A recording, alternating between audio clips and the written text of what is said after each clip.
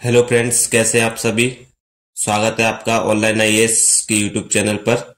आज की वीडियो दृष्टि मेंटरशिप प्रोग्राम को लेकर होगी। इसमें हम दृष्टि मेंटरशिप प्रोग्राम में डेली टेस्ट जो कंडक्ट किए जाते हैं ऑफलाइन ऑनलाइन, उनको डिस्कस करेंगे। ये टेस्ट नंबर 8 है। ओके, तो दृष्टि मेंटरशिप प्रोग्राम इंटीग्रेटेड 2025 ये प्रीलिम्स और मेंस ओरिएंटेड प्रोग्राम है। और इसमें अभी हम प्रीलिम्स के 20 क्वेश्चन डिस्कस करेंगे जो डेली टेस्ट होता है ऑफलाइन, और यही हमें ऑनलाइन भी अवेलेबल हो जाता है दृष्टि के एप्लीकेशन पर। ओके, तो चलिए बिना देरी के टेस्ट स्टार्ट करते हैं। टेस्ट नंबर 8 में पहला क्वेश्चन है, भारत की संसद के संदर्भ में निम्नलिखित कथनों पर विचार कीजिए। पॉइंट 1, लोकसभा के अध्यक्ष की नियुक्ति भारत के राष्ट्रपति द्वारा की जाती है। पॉइंट 2, लोकसभा अध्यक्ष लोकसभा के भंग होने तक अपने पद पर बना रहता है। उपयुक्त कथनों में से कौन सा ऐसे सही है? ए केवल एक, बी केवल दो, सी एक और दो दोनों, डी ना तो एक और ना ही दो। चलिए अपना आंसर पिक करिए इसमें। ठीक है, तो मैं इसका आंसर बताता हूं। इसका आंसर है डी, ना तो एक और ना ही दो। मतलब क्या हुआ कि लोकसभा के अध्यक्ष की नियुक्ति भारत के राष्ट्रपति द्वारा की जाती है, ये कथन सही नहीं है। और दूसरा, लोकसभा अध्यक्ष लोकसभा के भंग होने तक अपने पद पर बना रहता है, ये भी कथन सही नहीं है। क्यों सही नहीं है? आप देखिए, लोकसभा के अध्यक्ष की नियुक्ति भारत के राष्ट्रपति द्वारा तो की नहीं जाती। इसके संबंध में संविधान के आर्टिकल 93 में लोकसभा के अध्यक्ष के चुनाव के संदर्भ में पूरी प्रक्रिया दी हुई है, जिसमें लिखा है कि लोकसभा के अध्यक्ष का चुनाव सभी सदस्यों के बीच में से ही किया जाता है, राष्ट्रपति इसकी नियुक्ति नहीं करते। इसलिए कथन एक सही नहीं है। दूसरा क्यों सही नहीं है? क्योंकि लोकसभा अध्यक्ष लोकसभा के भंग होने तक का अपने पद पर बना रहता है, ऐसा नहीं है। लोकसभा के विघटित होने के बाद भी लोकसभा का अध्यक्ष अपने पद पर बना रहता है, क्योंकि तब तक जब तक कि नई लोकसभा का गठन ना हो जाए। ऐसा इसलिए किया जाता है क्योंकि संसद की कार्यप्रणाली में निरंतरता बनी रहे, और इसके लिए ये वाली भूमिका लोकसभा अध्यक्ष की जरूरी हो जाती है। इसलिए क्या, कथन एक और दो दोनों ही सही नहीं है। अगला क्वेश्चन है, निम्नलिखित कथनों पर विचार कीजिए। पॉइंट 1, लोकसभा के पास धन विधेयक को अस्वीकार करने का अधिकार होता है। पॉइंट 2, धन विधेयक केवल राष्ट्रपति की पूर्व अनुमति से ही लोकसभा में प्रस्तुत किया जा सकता है। उपयुक्त कथनों में से कौन सा ऐसे सही है? ए केवल एक, बी केवल दो, सी एक और दो दोनों, डी ना तो एक और ना ही दो। तो बताइए इसका आंसर अपना क्या है। आपका आंसर, चलिए आपने अपना आंसर पिक कर लिया होगा। मैं बताता हूँ इसका आंसर। इसका आंसर है बी केवल दो। कैसे? पहला क्यों सही नहीं है? राज्यसभा के पास धन विधेयक को अस्वीकार करने की शक्ति होती है? नहीं, ऐसा नहीं है। ध्यान रखना दोस्तों, आर्टिकल 109 और 110 धन विधेयक से संबंधित है। 109 में धन विधेयक के संबंध में प्रक्रिया दी गई है, और जिसमें लिखा है कि राज्यसभा केवल लोकसभा द्वारा पारित धन विधेयक में संशोधन की सिफारिश कर सकती है, उसको संशोधित नहीं कर सकती।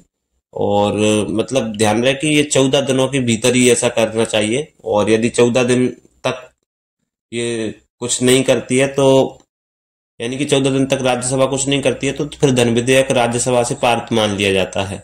ओके, और दूसरा इसलिए सही है क्योंकि धन विधेयक केवल राष्ट्रपति की पूर्व अनुमति से ही लोकसभा में प्रस्तुत किया जा सकता है। तो इस संदर्भ में आर्टिकल 117 कहता है कि धन विधेयक केवल लोकसभा में ही पेश किया जा सकता है, और इसके लिए राष्ट्रपति की पूर्व अनुमति की आवश्यकता होती है। एक फैक्ट और ध्यान रखना है इसके संदर्भ में कि धन विधेयक जब राष्ट्रपति की पूर्व अनुमति पर ही पेश किया जाता है, तो राष्ट्रपति इस पर अपनी वीटो नहीं यूज करता। क्योंकि जब कोई भी विधेयक राष्ट्रपति की पूर्व अनुमति, यानी पहले ही उससे पूछ लिया जाए कि भाई हम ये वाला विधेयक मतलब सदन में प्रस्तुत कर रहे हैं, तो यदि उन्होंने इसका आंसर एस में दे दिया, तो फिर उसके बाद में जरूरत नहीं पड़ जाती कि राष्ट्रपति फिर उस पर अपनी असहमति व्यक्त करे। और इसलिए भी जरूरी है क्योंकि मान लीजिए अगर कुछ धन को निकालने की जरूरत पड़ी, और फिर इधर संसद में तो ये पारित हो गया, लेकिन फिर राष्ट्रपति कहे कि नहीं भाई हम इससे सहमत नहीं है, तो फिर बाधाएं तो अवरुद्ध होंगी ना किसी भी कार्य को करने के लिए, क्योंकि धन की जरूरत होती है। तो किसी भी काम को सुचारू रूप से चलाने के लिए फिर बाधा उत्पन्न होगी। तो इसलिए पहले ही पूछ लिया जाता है कि भाई हम ऐसा कर रहे हैं, आप इससे सहमत हो कि नहीं हो। और जब पारित कर लिया जाता है तो फिर इस पर वो अपनी असहमति व्यक्त नहीं करते, ओके, राष्ट्रपति। ठीक है, तो कथन दूसरा इसलिए सही है और पहला गलत है। चलिए अगला क्वेश्चन जानते हैं। अगला क्वेश्चन है संसद की संयुक्त बैठक के संदर्भ में निम्नलिखित कथनों पर विचार कीजिए। पॉइंट 1, संविधान संशोधन विधेयक पर दोनों सदनों के बीच असहमति की स्थिति में संसद की संयुक्त बैठक बुलाई जा सकती है। दूसरा, संसद की संयुक्त बैठक की अध्यक्षता लोकसभा अध्यक्ष द्वारा की जाती है। उपयुक्त कथनों में से कौन सा या से सही है? ए केवल एक, बी केवल दो, सी एक और दो दोनों, डी ना तो एक और ना ही दो। चलिए अपना आंसर बताइए इसमें क्या है आपका आंसर, जल्दी जल्दी बताइए। आई होप कि आपने पिक कर लिया होगा अपना आंसर। इसका आंसर भी बी है, केवल दो। क्यों, पहला क्यों गलत है भाई? संविधान संशोधन क्या लिखा है पहले पॉइंट में? संविधान संशोधन विधेयक पर दोनों सदनों के बीच असहमति की स्थिति में संसद की संयुक्त बैठक बुलाई जा सकती है। नहीं, यदि आपने संविधान संशोधन विधेयक के बारे में पढ़ा होगा तो उसमें स्पष्ट लिखा हुआ है कि यदि दोनों सदनों के बीच असहमति उत्पन्न होती है तो कोई भी संयुक्त बैठक बुलाने का प्रावधान नहीं है। संविधान संशोधन विधेयक पर राज्यसभा और लोकसभा की शक्तियां समान हैं, और यदि असहमति उत्पन्न होती है, ठीक है, या विरोधाभास उत्पन्न होता है तो सीधा विधेयक जो है वो रद्द हो जाएगा। इस पर संयुक्त बैठक बुलाने का कोई प्रावधान नहीं है। ओके, संयुक्त बैठक का आपको पता ही होगा कि प्रावधान आर्टिकल 108 में है और इसकी अध्यक्षता जो लोकसभा अध्यक्ष करते हैं। ठीक है, चलिए अगला क्वेश्चन जानते हैं। भारतीय संसद की शक्तियों के संबंध में निम्नलिखित कथनों पर विचार कीजिए। पॉइंट 1, संसद संघ सूची में सूचीबद्ध किसी भी विषय पर विधि निर्माण कर सकती है। पॉइंट 2, संसद कुछ शर्तों के अधीन राज्य सूची के विषयों पर विधि निर्माण कर सकती है। ओके, तो इसमें लिखा हुआ है उपयुक्त कथनों में से कौन सा ऐसे सही है? केवल एक, केवल दो, एक और दो दोनों, ना तो एक ना ही दो। बताइए इसका आंसर। इसका आंसर है सी, एक और दो दोनों। कैसे? तो जैसे यहाँ पर लिखा हुआ था कि संसद संघ सूची में सूचीबद्ध किसी भी विषय पर विधि निर्माण कर सकती है, तो आपने पढ़ाई है कि किसी भी विषय पर विधि बना सकती है।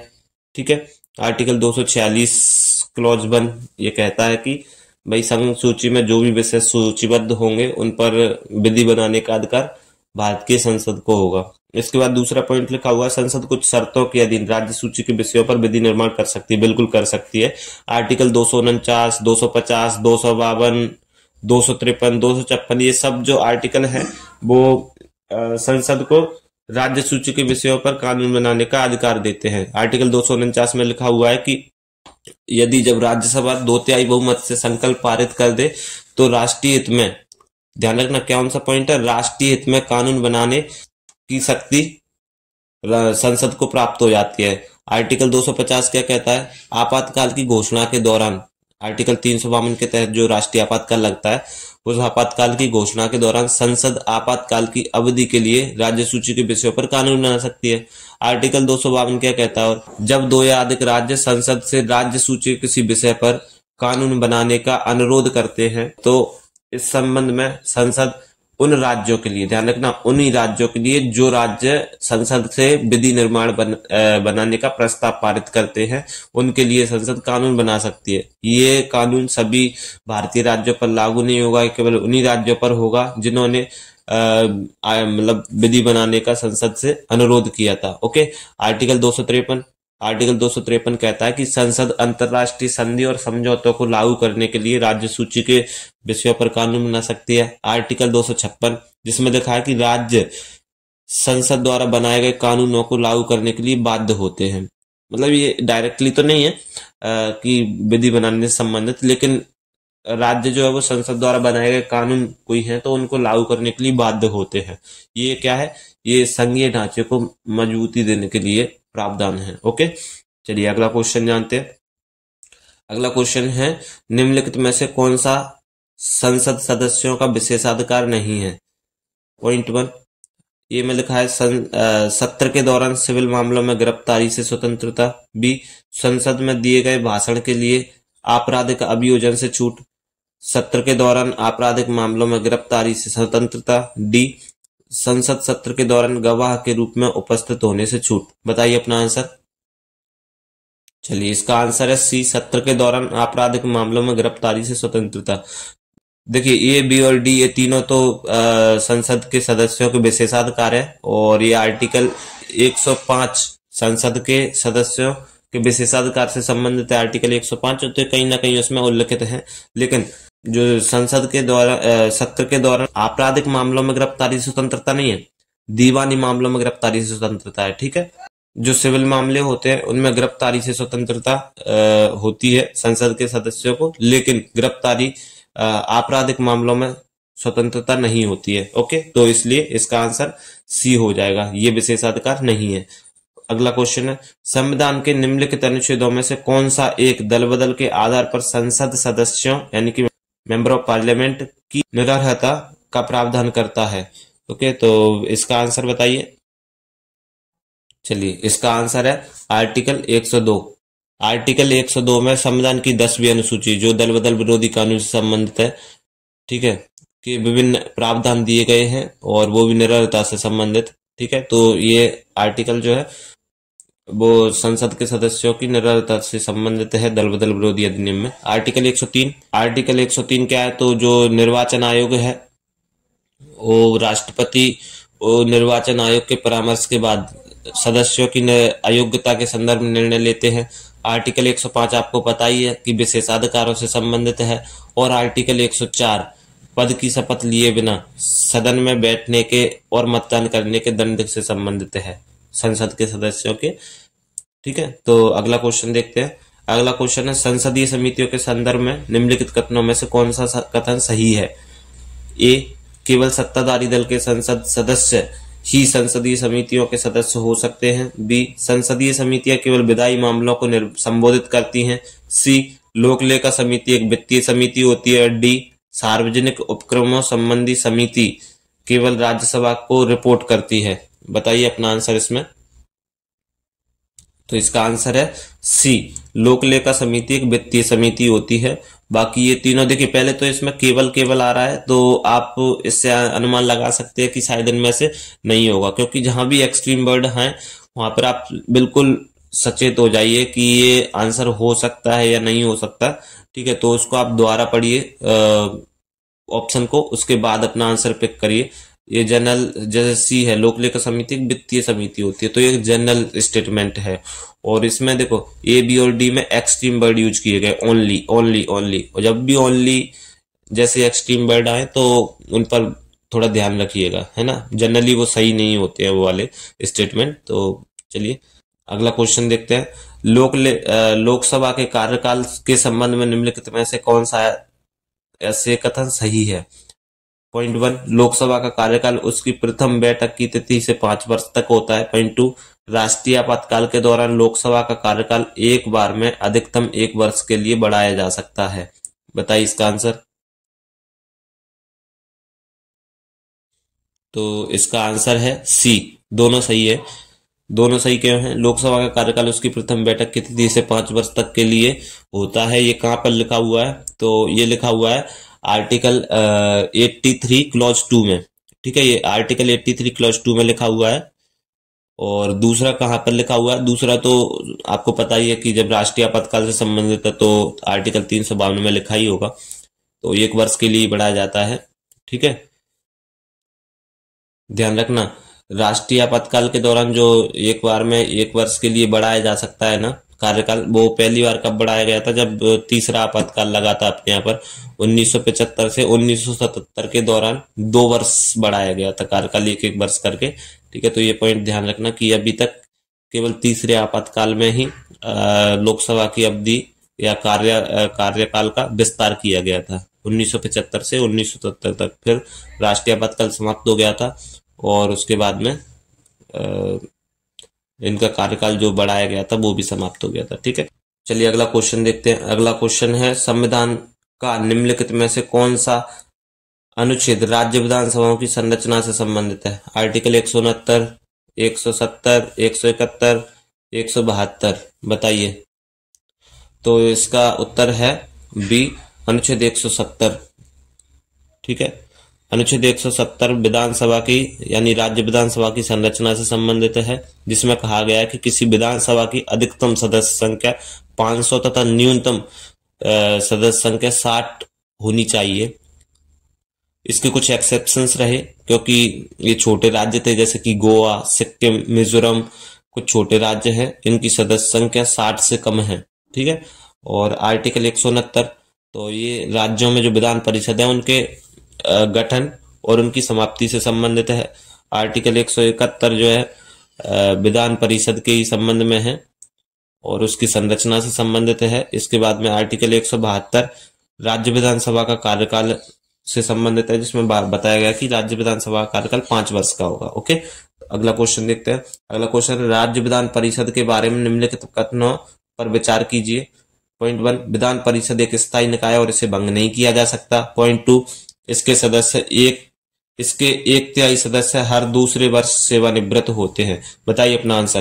तो चलिए, इसका आंसर है सी, 1 और 2 दोनों ही सही है। ठीक है, तो आपको बता दूं कि ये राज्य विधान परिषद की सारी संरचना, सारे प्रावधान ऑलमोस्ट राज्यसभा के समान ही होते हैं। ठीक है, तो जैसे राज्यसभा स्थायी सदन है, तो वैसे ही राज्य विधान परिषद भी राज्यों में स्थायी सदन है। जैसे राज्यसभा को भंग नहीं किया जा सकता, वैसे ही राज्य विधान परिषद को भी भंग नहीं किया जा सकता। जिस तरीके से 1/3 सदस्य हर दूसरे वर्ष राज्यसभा में सेवानिवृत्त होते हैं, वैसे ही राज्य विधान परिषदों में भी 1/3 सदस्य हर दूसरे वर्ष सेवानिवृत्त होते हैं। इसलिए दोनों ही कथन सही है। ओके, चलिए अगला क्वेश्चन देखते हैं। निम्नलिखित में से किस परिस्थिति में भारत की संसद किसी राज्य में राज्य विधान परिषद को समाप्त कर सकती है? बताइए। जब परिषद के अधिकांश सदस्य इसके विघटन के पक्ष में मतदान करते हैं। ऑप्शन बी, जब भारत का राष्ट्रपति राज्य द्वारा पारित विधेयक को स्वीकृति देता है। सी, जब राज्य की विधानसभा विशेष बहुमत से प्रस्ताव पारित करती है। ऑप्शन डी, जब राज्य का राज्यपाल उसके विघटन की सिफारिश करता है। बताइए अपना आंसर। चलिए, तो आपने पिक कर लिया होगा, इसका आंसर है सी, यानी कि जब राज्य की विधानसभा विशेष बहुमत से प्रस्ताव पारित करती है। किसके संदर्भ में? राज्य विधान परिषद को समाप्त करने के संदर्भ में। ठीक है, तो इसका आंसर क्या हुआ? ये अभी मैंने यहाँ पर जिक्र भी किया था क्वेश्चन नंबर 9 में कि आर्टिकल 169 जो है वो राज्य विधान परिषदों की गठन और उसकी समाप्ति से संबंधित है। तो आर्टिकल 169 में इसके जो है समाप्ति के संदर्भ में प्रावधान करता है। ठीक है, अगला क्वेश्चन देखते हैं। अगला क्वेश्चन है, निम्नलिखित में से किस अनुच्छेद के तहत विधानसभा का कार्यकाल 5 वर्ष से अधिक बढ़ाया जा सकता है? आर्टिकल 356, 352, 365, 360। बताइए इसका आंसर। यदि आप ये वीडियो ध्यान से देख रहे होंगे तो इसका आंसर मैं पहले ही बता चुका हूं। तो इसका आंसर है अनुच्छेद 352। अभी जब मैंने जिक्र किया था कि राष्ट्रीय आपातकाल के दौरान संसद का कार्यकाल बढ़ाया जा सकता है, तो विधानसभा का भी कार्यकाल बढ़ाया जाएगा, क्योंकि राष्ट्रीय आपातकाल लगा हुआ है पूरे देश में। ठीक है, तो इसलिए इसका आंसर क्या हुआ? बी, अनुच्छेद 352। चलिए अगला क्वेश्चन देखते हैं। राज्यपाल की विधायी शक्तियों के संबंध में निम्नलिखित में से कौन सा कथन सही है? ऑप्शन ए, राज्यपाल अध्यादेश तभी जारी कर सकता है जब विधानसभा सत्र में हो। ऑप्शन बी, राज्यपाल विधान परिषद में धन विधेयक प्रस्तुत करने की सिफारिश कर सकता है। ऑप्शन सी, राज्यपाल राज्य विधान मंडल द्वारा पारित विधेयक पर अपनी स्वीकृति रोक सकता है। ऑप्शन डी, राज्यपाल राज्य विधान मंडल द्वारा पारित विधेयक में संशोधन कर सकता है। बताइए इसका उत्तर। चलिए, तो इसका उत्तर है ऑप्शन सी, राज्यपाल राज्य विधान मंडल द्वारा पारित विधेयक पर अपनी स्वीकृति रोक सकता है। आर्टिकल 200 और 201, आर्टिकल 200 जो है वो इसके संदर्भ में प्रावधान करता है कि राज्यपाल किसी विधेयक पर अपनी सहमति रोक सकता है राज्य विधान मंडल के किसी भी विधेयक पर। ठीक है, और अध्यादेश जारी करने की शक्ति तो पता ही आपको आर्टिकल 213 के तहत राज्यपाल को प्राप्त है। ठीक है, और आर्टिकल 123 के तहत राष्ट्रपति को प्राप्त है। ओके, तो इसका आंसर सी है, अपनी सहमति रोक सकता है। कहां पर लिखा हुआ है? आर्टिकल 200 में। ओके, और या 201 ये राष्ट्रपति से संबंधित है राज्य विधान मंडलों के विधेयक के संदर्भ में। ठीक है, चलिए फिर अगला क्वेश्चन देखते हैं। निम्नलिखित पर विचार कीजिए। राज्य विधानमंडल, राज्यपाल, उच्च न्यायालय और भारत की संसद, उपयुक्त में से कौन समवर्ती सूची के विषयों पर कानून बना सकता है, बताइए। यहाँ पर आप फंसेंगे पक्का। देखिए ऑप्शन है केवल 1 और 4, यानी कि राज्य विधानमंडल और भारत की संसद। ऑप्शन बी केवल 2, 3 और 4, यानी कि राज्यपाल, उच्च न्यायालय और भारत की संसद। ऑप्शन सी 1, 2 और 4, राज्य विधानमंडल, राज्यपाल और भारत की संसद। ऑप्शन डी सभी चारों। ठीक है, तो बताइए इसका आंसर। चलिए, तो इसका आंसर है ऑप्शन ए, 1 और 4, राज्य विधानमंडल और भारत की संसद। आपने पक्का 1, 2 और 4 टिक किया होगा कुछ लोगों ने। ठीक है, तो आपको बता दूं कि समवर्ती सूची के विषयों पर कानून, यहाँ पर शब्द क्या लिखा है, कानून बना सकता है।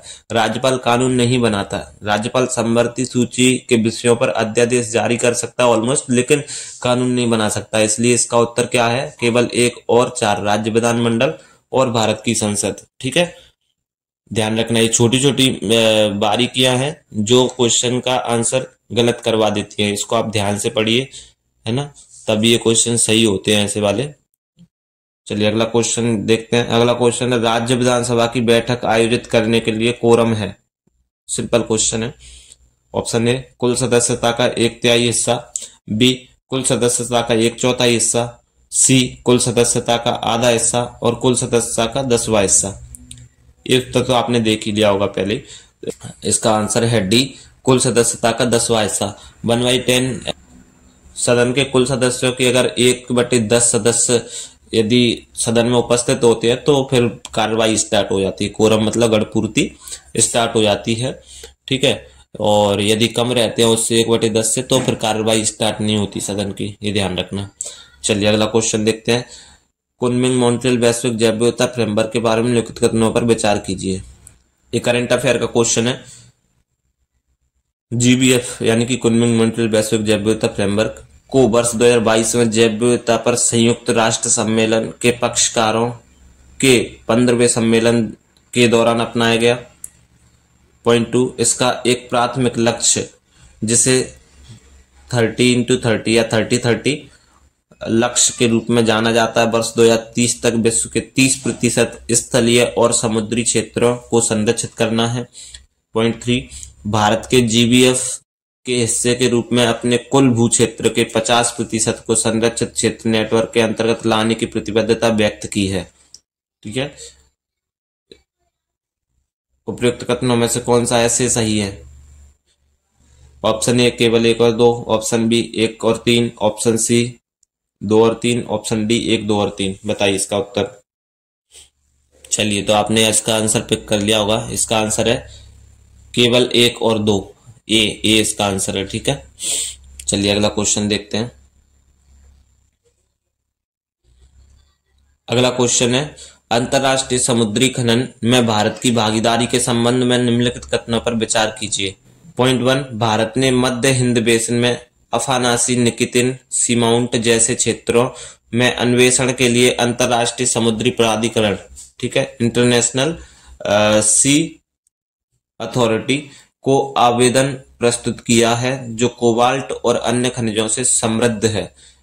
पॉइंट 2, भारत की समुद्र तल खनन पहल का प्राथमिक उद्देश्य हिंद महासागर में विवादित क्षेत्रों पर नियंत्रण स्थापित करना है। पॉइंट 3, राष्ट्रीय महासागर प्रौद्योगिकी संस्थान यानी नियोट जैसे भारतीय संस्थानों ने समुद्र तल अन्वेषण में भारत के हितों को समर्थन देने के लिए व्यापक अनुसंधान और परीक्षण खनन गतिविधियां संचालित की है। इसका आंसर बताना है आपको। केवल 1 और 3, केवल 2 और 3, 1 और 2, 1, 2 और 3। बताइए इसका आंसर। तो इसका आंसर है ऑप्शन ए, 1 और 3। ठीक है, 1 और 3 मतलब पहला सही है और तीसरा सही है, दूसरा सही नहीं है। प्राथमिक उद्देश्य क्या है? विवादित क्षेत्रों पर नियंत्रण स्थापित करने के बजाय संसाधन अन्वेषण और समुद्री प्रौद्योगिकी विकास करना इसका प्राथमिक उद्देश्य है। ठीक है, या प्राथमिक लक्ष्य है। इसलिए पॉइंट 2 जो है वो गलत है। ठीक है, चलिए तो अगला क्वेश्चन देखते हैं। अगला क्वेश्चन है, निम्नलिखित देशों पर विचार कीजिए। आर्मीनिया, अजरबैजान, रूस, तुर्की। उपयुक्त देशों में से कौन से देश नागोर्नो कराबाख संघर्ष के में प्रत्यक्ष रूप से शामिल रहे हैं? ठीक है, 1 और 2, 1, 2 और 3, 1, 2 और 4 और सभी चारों। तो ये तो आपने पहले ही पढ़ा होगा, 2021, 20, ठीक है, 23, 22 सब 3-4 साल ये चर्चा में रहा खूब। नागोर्नो कराबाख, आर्मीनिया और अजरबैजान का जो युद्ध भी चला था, तो ये इसी क्षेत्र को लेकर चला था। ठीक है, तो इसका आंसर क्या हो जाएगा, 1 और 2। ठीक है, अगला क्वेश्चन देखते हैं। अगला क्वेश्चन है, दक्षिणी चीन सागर विवाद के संदर्भ में सलामी स्लाइसिंग तकनीक अक्सर निम्नलिखित देशों में से किस देश से संबंधित है? भारत, वियतनाम, चीन, जापान। बताइए इसका उत्तर। तो इसका उत्तर तो आपको पता ही होगा कि सी, चीन। चीन जो है वो सलामी स्लाइसिंग तकनीक के लिए जाना जाता है। क्या होती है वही सलामी स्लाइसिंग तकनीक? तो ये ऐसी तकनीक है जिसमें प्रत्यक्ष संघर्ष को भड़काए बिना विवादित क्षेत्रों पर नियंत्रण स्थापित करने के लिए क्रमिक कार्रवाई की जाती है। मतलब क्या हुआ? मतलब ये हुआ कि इसमें सैन्य संघर्ष नहीं किए जाते। इसमें क्या किया जाता है, सलाम। तो देखिए चाइना क्या करेगा, चाइना करेगा कि आपका कोई बॉर्डर है, ठीक है, मान लीजिए हमारे भारत देश का बॉर्डर है, भारत देश के बॉर्डर के उस तरफ एक साइड चाइनीज सैनिक खड़े हुए हैं, एक तरफ भारतीय सैनिक खड़े हुए। तो चाइना क्या करेगा कि अपने सैनिकों को भारतीय बॉर्डर के अंदर घुसने के लिए कह देगा। ठीक है, तो इसमें पहले धीरे धीरे आएंगे वो मौके का फायदा उठाकर, और फिर 4 किलोमीटर अंदर घुसाए मान लीजिए। तो अब भारत कहेगा कि भाई अपने सैनिकों को आप वापस बुलाइए। तो वो कहेंगे ठीक है, हम ऐसे तो वापस नहीं बुलाएंगे, एक काम करते हैं, हम 2 किलोमीटर अंदर आ जाते हैं, कुछ हम अंदर आ गए, कुछ हम पीछे खिंच गए, तो कुछ आप पीछे खिंच जाओ। तो फिर दूसरा देश कहेगा कि ठीक है भाई, हमारा 4 किलोमीटर का एरिया जा रहा था, उससे अच्छा है कि हमारा 1-2 किलोमीटर का एरिया जा रहा है। ठीक है, कुछ। तो इस वजह से इसी टेक्नोलॉजी को सलामी स्लाइसिंग कहा जाता है। इसमें युद्ध भी नहीं हुआ और जो है उनको वो थोड़ा बहुत क्षेत्र भी मिल गया। तो ये स्लाइसिंग, ये छोटे छोटे स्लाइस करके किसी भी क्षेत्र को जीतना है, किसी भी क्षेत्र पर अधिकार जमाना, ये चाइना की पॉलिसी है। इसी को कहते हैं सलामी स्लाइसिंग टेक्नोलॉजी, सलामी स्लाइसिंग तकनीक। ठीक है, तो चलिए अगला क्वेश्चन जानते हैं। फिलीपींस के साथ भारत के संबंधों के संदर्भ में निम्नलिखित कथनों पर विचार कीजिए। पॉइंट 1, भारत फिलीपींस को फार्मास्यूटिकल्स का सबसे बड़ा आपूर्ति करता है। पॉइंट 2, भारत और फिलीपींस ने ब्रह्मोस मिसाइलों की आपूर्ति के लिए एक रक्षा समझौते पर हस्ताक्षर किए हैं। ऑप्शन 3, फिलीपींस एकमात्र आसियान सदस्य है जिसने भारत के साथ व्यापक आर्थिक साझेदारी समझौते पर हस्ताक्षर किए हैं। कथन क्या है, ऑप्शंस क्या हैं? केवल 1 और 2 सही, केवल 2 और 3 सही, केवल 1 और 3 सही, और डी 1, 2 और 3 सही। बताइए इसका आंसर। तो चलिए इसका आंसर आपने पिक कर लिया होगा। इसका आंसर है ए, केवल 1 और 2 सही। यानी पहला सही है, फार्मास्यूटिकल्स का सबसे बड़ा आपूर्तिकर्ता है, सप्लायर है। दूसरा, ब्रह्मोस मिसाइलों के लिए हस्ताक्षर किए हैं, बिल्कुल। लेकिन देखिए फिर मैंने कहा था कि यदि एक्सट्रीम वर्ड आए एकमात्र, ठीक है, एकमात्र सदस्य, ऐसा तो नहीं हो सकता कि एकमात्र सदस्य हो, और भी सदस्य हो सकते हैं जिन्होंने जो इकोनॉमिक पार्टनरशिप पर, सीईपीए जिसको सेपा कहते हैं, उस पर हस्ताक्षर किए ही होंगे। ठीक है, तो ये आज का टेस्ट था अपना, जिसमें 20 क्वेश्चन डिस्कस किए। 1 से 7 नंबर का टेस्ट दोस्तों मैंने अभी डिस्कस नहीं किया। यदि आप चाहेंगे तो मैं वो टेस्ट भी आपको डिस्कस कर दूंगा वीडियो के माध्यम से, है ना। ये मैंने लेटेस्ट देने की कोशिश की है। ये टेस्ट 1 नवंबर को अभी कंडक्ट हुआ था, तो मैंने तुरंत ही इस पर वीडियो बनाने की कोशिश की, क्योंकि अभी इससे पहले मैंने शेड्यूल की वीडियो बनाई थी। तो कुछ लोगों के कमेंट्स थे कि सर आप हाल के हाल वीडियो बना दिया करिए, क्योंकि हम लेट हो जाते हैं। आप अपने शेड्यूल के अकॉर्डिंग तो पढ़ लेते हैं, फिर हम जो चाहते हैं कि हम भी दृष्टि के मेंटरशिप प्रोग्राम का हिस्सा बने या फिर लाभ उठा सके, तो इसके लिए हम लेट हो जाते हैं। तो मैंने कोशिश की कि तुरंत ही आप लोगों को भी ये कंटेंट प्रोवाइड करवाऊं, तो फिर मैंने हाल की हाल इस पर वीडियो बना दी। तो बताइए फिर आपको कैसी लगी ये वीडियो। ठीक है, ये क्वेश्चन का डिस्कशन कैसा लग रहा है? यदि आपको अच्छा लग रहा हो तो आप मुझे बताइए कमेंट में, तो मैं 1 से 7 नंबर का जो पीछे के टेस्ट छूट गए हैं उन पर भी वीडियो बना दूंगा। और यदि आपको लगता है कि डिस्कशन ठीक नहीं है तो मैं इसको स्टॉप कर दूंगा यहीं पर। ठीक है, और इसके अलावा भी अभी जैसे ये तो प्री के टेस्ट पेपर है, इस मेंस का भी डेली का चलता है दृष्टि में। ठीक है, चाहेंगे कि प्री के साथ साथ मेंस भी हमारा ठीक ठाक तैयार होता चले, तो मैं मेंस के भी टेस्ट पेपर आपको प्रोवाइड करवा दिया करूंगा। 2-3 मिनट की वीडियो बनेगी और उसमें क्वेश्चंस डिस्कस हो जाएंगे और साथ ही उसका मॉडल आंसर भी डिस्कस हो जाएगा। ठीक है, तो चलिए फिर आज की वीडियो में इतना ही, मिलते हैं फिर किसी नेक्स्ट वीडियो में। पढ़ते रहिए, है ना। और मैं तो अभी घर पर हूँ, दीपावली मना रहा हूँ, तो आप भी दीपावली एंजॉय कीजिए। जैसे ही आप अपने अपने कर्म भूमि पर पहुंचे तो वहां पर अपनी पढ़ाई स्टार्ट कीजिए और बढ़िया से प्री दीजिए। इस बार निकालना है किसी भी हालत में। चलिए, तब तक के लिए धन्यवाद, पढ़ते रहिए।